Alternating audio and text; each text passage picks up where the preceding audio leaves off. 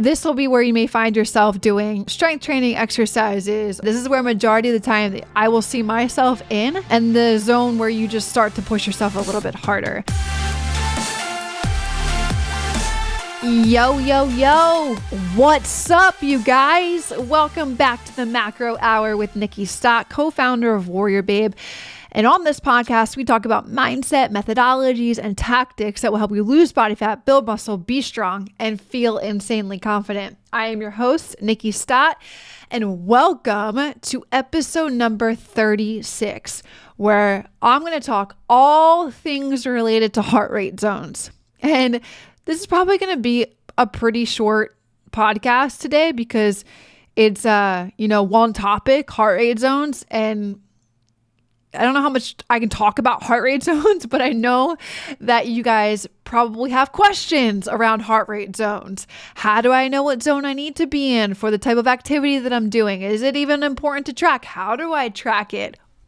All that jazz. I'm sure you've seen it floating around the space that I'm in zone 2. Be in zone 2 for cardio. Be in zone X while you're strength training. What does that even mean? So I am here to share that information with you today, which I'm excited about that, but I'm not sure how long this podcast is going to be because again, I'm just going to get straight to the point, and there's only 5 zones to talk through. So there's that. So let's just dive right in. Heart rate zones. So these are a way to measure and monitor your exercise intensity during physical activity. So much so as far as from warming up all the way up to the highest intensity level. And like I said, there's 5 zones. I'm going to talk through the 5 zones. But before I dive into the 5 zones, there's a point of where your maximum heart rate is at its highest number of times that your heart can beat in 1 minute during physical activity. And for the sake of the entire fitness world and everything that you do, this too particularly is very, very individual from person to person. But there is a tracking way, just like how there's online calculators for you figuring out your macros, there is an online calculator to figure out your max heart rate or your MHR, max heart rate. So is it completely accurate? Probably not, but it's at least giving you a ballpark of where your maximum heart rate is probably at. And then you use that number to break it down into a percentage for the zones that you're in during physical activity. Okay. So the equation is estimated by subtracting your age from 220. So for example, if you're 30 years old, your estimated max heart rate is 190 beats per minute. 220 minus 30 equals 190. Okay, you guys can do the math for whatever age you are, 40, 50, 60, X, Y, and Z. And so then taking that number, you then break it down into percentages and giving yourself fluctuation there, because again, this is like an estimate to subtract your maximum heart rate. So you're fluctuating between, like, zone 1 is like 50 to 60%, zone 2 is 60 to 70, X, Y, and Z. I'm going to explain all of the zones here in a second, but there's 5 specific heart rate zones while you are doing physical activity. So starting with zone 1. Zone 1 would then be, so you would take 190. I'm just going to use this as an example since I just spoke to it, but you would take 190 and then 50 to 60% of that max heart rate is zone 1. And so zone 1 is the easiest zone. This is where your heart rate is at like a moderate pace. It's usually ideal for like warming up, cooling down, for when you're just beginning to start your exercise routine for the day. Zone 2 is then 60 to 70% of your max heart rate. And this zone is a bit more intense and can totally improve your cardiovascular fitness. Usually you probably see a lot of people talking about being in zone 2 for like cardio or like, doing all that jazz. Stay in zone 2. Zone 2 is, where you're having like a good conversation with someone. Zone 2 is where you should be focusing on when you're walking on the treadmill. It's been out there and it is out there in the fitness space. A lot of coaches and fitness influencers say that. So it's a bit more intense and it's ideal for aerobic exercise like cardiovascular things, jogging, cycling, swimming, getting on the elliptical, X, Y, and Z. So that's zone 2. Then zone 3. So you just see you're moving on up here in the percentages of your max heart rate. So we started at 50 to 60, then 60 to 70. Now zone 3 is 70 to 80% of your max heart rate. This threshold zone is where you start to push yourself a bit harder than obviously in zone 2 and zone 1. So just the more that you do, you're pushing yourself a little bit more in each one of the zones. And this one is ideal for building endurance and increasing your overall just fitness level. Hey, just want to drop a huge appreciation to you guys listening to the show. It means a lot. I hope you guys are enjoying it, and there's so much more to come with it. If you are enjoying it, hit the subscribe button. I'd appreciate that tons. And also, it would help this podcast reach others who need to hear these messages too. Thanks so much, guys. Let's get back to the show. This is where majority of the time that I'm training, I am typically in this. Sometimes I'll dip into zone 4, but for a brief, short period of time. So this will be where you may find yourself doing, strength training exercises, or you're doing supersets or straight sets, or you're going for max reps and powerlifting and X, Y, and Z. Like I said, this is where majority of the time I will see myself in, and the zone where you just start to push yourself a little bit harder. And in it, you're pushing yourself, you're challenging yourself, you're overall increasing your entire fitness level when you're in this zone.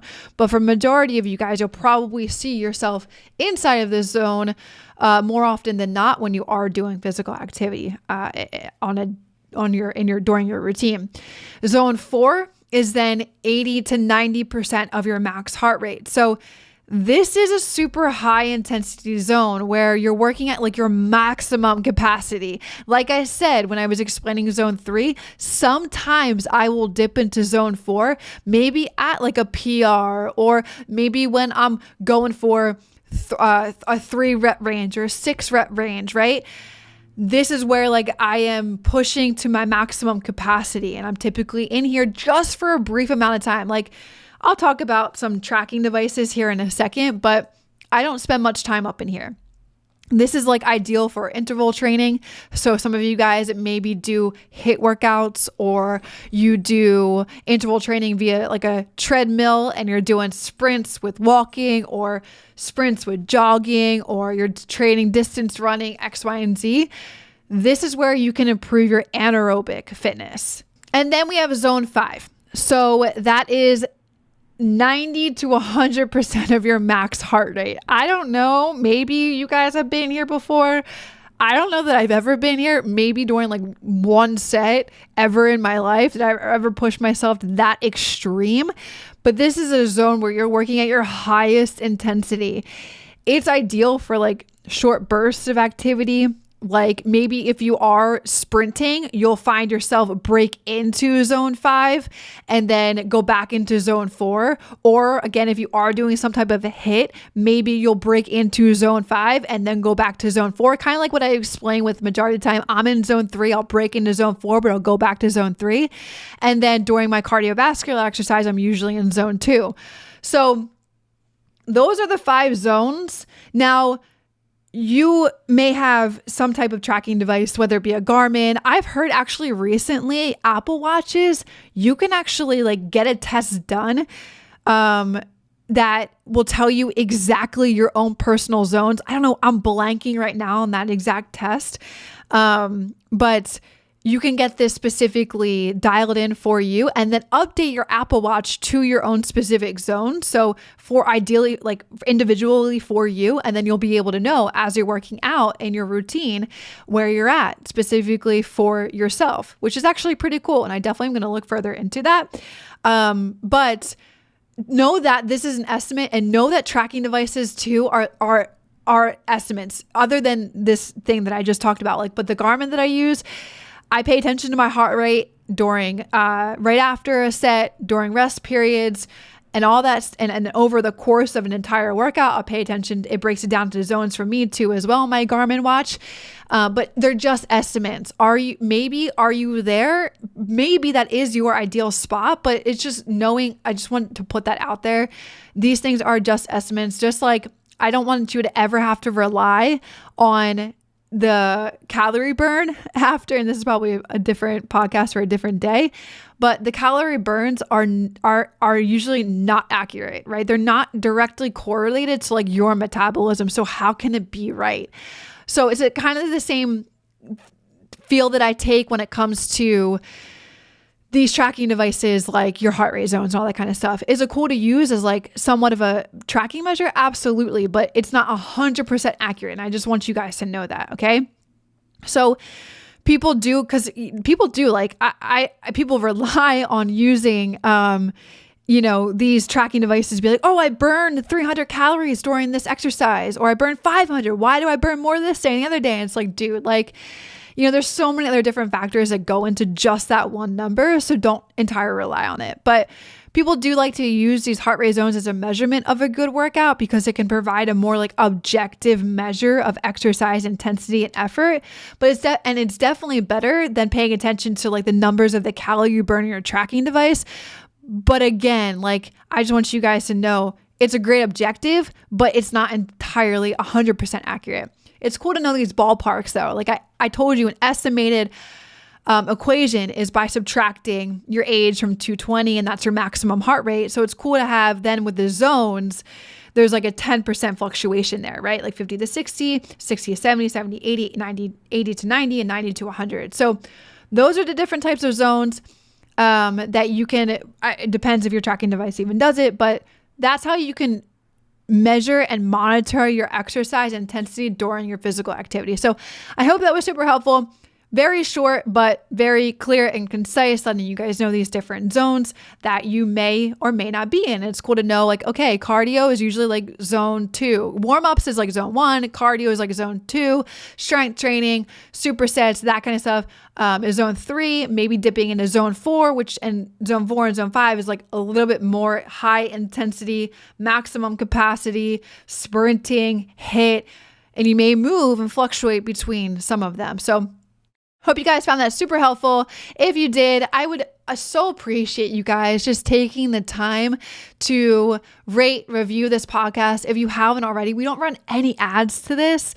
And so it's just solely word of mouth by you guys sharing what you're thinking about this podcast in the review section, rating it. And then that gets out to, it puts us up on numbers and charts, but then it gets out to other people that may need to hear these messages inside these podcasts, and it could help them. So like, I'm helping you. I just ask in return, you do something that promotes this podcast that can help other people. So I would so greatly appreciate that, you guys. All right. I'll see you in the next episode. See ya. Real quick, the only ask I could ever have of you guys is to help spread the word so we can help more women lose body fat, build muscle, reach their goals, and feel insanely confident. And the only way we can do that is if you rate, review, and share this podcast.